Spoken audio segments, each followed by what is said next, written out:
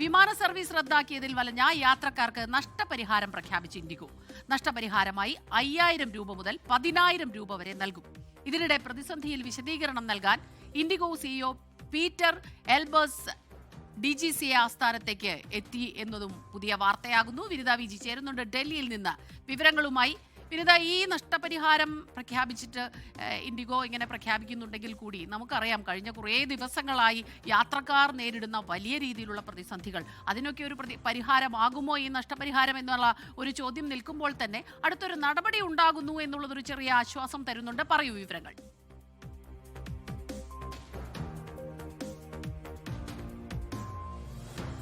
തീർച്ചയായും സ്മിത സൂചിപ്പിച്ചതുപോലെ തന്നെ കഴിഞ്ഞ ദിവസങ്ങളിലോളം വലിയ ബുദ്ധിമുട്ടാണ് യാത്രക്കാർക്ക് നേരിടേണ്ടി വന്നിട്ടുണ്ടായിരുന്നത്. അത് ഏറ്റവും പ്രധാനമായും ഇൻഡിഗോ അധികൃതർ തന്നെ അക്കാര്യം സമ്മതിക്കുന്നുണ്ട്. ഡിസംബർ 3, 4, 5 തീയതികളിലായി ഞങ്ങളുടെ ഉപഭോക്താക്കളിൽ ചിലർക്ക് വലിയ ബുദ്ധിമുട്ട് നേരിടേണ്ടി വന്നുവെന്നും യാത്രക്കാർ മണിക്കൂറുകളോളം വിമാനത്താവളങ്ങളിൽ കാത്തിരിക്കേണ്ടി വന്നുവെന്നും തന്നെയാണ് ഇൻഡിഗോ തന്നെ ഇക്കാര്യം സമ്മതിക്കുന്നുണ്ട്. ഇങ്ങനെയുള്ള യാത്രക്കാർക്കായാണ് ഇപ്പോൾ ഇൻഡിഗോ നഷ്ടപരിഹാരം പ്രഖ്യാപിച്ചിരിക്കുന്നത്. അത് യാത്രക്കാർക്ക് 5000 രൂപ മുതൽ 10000 രൂപ വരെയാണ് ഈ നഷ്ടപരിഹാരം പ്രഖ്യാപിച്ചിട്ടുള്ളത്.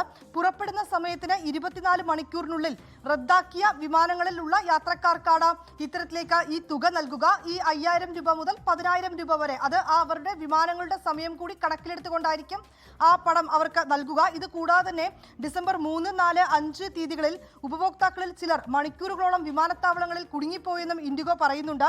പ്രതിസന്ധി ഗുരുതരമായി ബാധിച്ച ഇത്തരം ഉപഭോക്താക്കൾക്ക് 10000 രൂപയുടെ ഒരു യാത്രാ വൗച്ചറുകൾ കൂടി നൽകുമെന്നാണ് പറയുന്നത്. ഈ യാത്രാ വൗച്ചർ അടുത്ത 12 മാസത്തേക്ക് ഇൻഡിഗോയുടെ ഏത് യാത്രയ്ക്കും ഈ ഉപഭോക്താക്കൾക്ക് ഈ വൗച്ചർ ഉപയോഗിച്ചുകൊണ്ട് എവിടെയും അവർക്ക് യാത്ര ചെയ്യാമെന്നും പറയുന്നുണ്ട്. ഒപ്പം തന്നെ ഇപ്പോൾ IndiGo CEO Peter Elbers DGCA ആസ്ഥാനത്ത് എത്തിയിരിക്കുകയാണ്.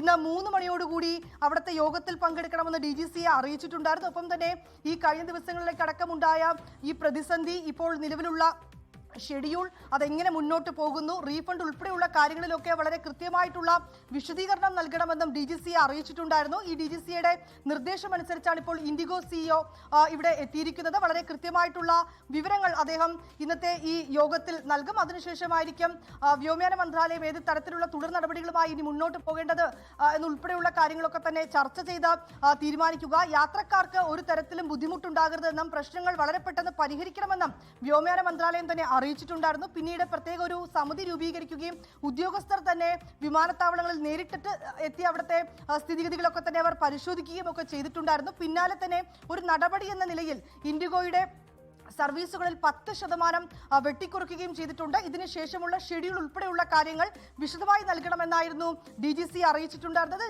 ഈ നിർദ്ദേശമനുസരിച്ചാണ് ഇപ്പോൾ ഇൻഡിഗോ സിഇഒ DGCA ആസ്ഥാനത്ത് എത്തിയിരിക്കുന്നത്. സ്മിത, ശരി, ഏതായാലും യാത്രക്കാർക്ക് നഷ്ടപരിഹാരം പ്രഖ്യാപിച്ചിരിക്കുകയാണ് ഇപ്പോൾ ഇൻഡിഗോ. ഇനിയിപ്പോൾ വ്യോമയാന മന്ത്രാലയം അത് ഈ വിശദീകരണത്തിന് ശേഷം ഏത് രീതിയിലുള്ള തീരുമാനങ്ങൾ, നടപടികളിലേക്ക് കടക്കുമെന്നുള്ളത് വളരെ പ്രധാനമാണ്. അതുമാത്രമല്ല, വളരെ പ്രധാനപ്പെട്ട ഒരു ചോദ്യം ഇപ്പോഴും ഉയരുന്നു. ഇനിയും ഈ യാത്രക്കാരുടെ പ്രതിസന്ധി അതിന് വരും ദിവസങ്ങളിൽ പരിഹാരമാകുമോ എന്നുള്ളതാണ്. വിനിത വിജിയാണ് ഡൽഹിയിൽ നിന്ന് ഈ വാർത്തയുടെ വിശദാംശങ്ങൾ നമുക്ക് നൽകിയത്. ലോകത്തെവിടെയായാലും ഏത് സമയത്തും 24 വാർത്തകളും ഓഗ്മെന്റഡ് റിയാലിറ്റി പാക്കേജുകളും എക്സ്പ്ലെയിനറുകളും വിശദമായി കാണാൻ ഞങ്ങളുടെ യൂട്യൂബ് ചാനൽ നിങ്ങൾക്ക് സബ്സ്ക്രൈബ് ചെയ്യാം.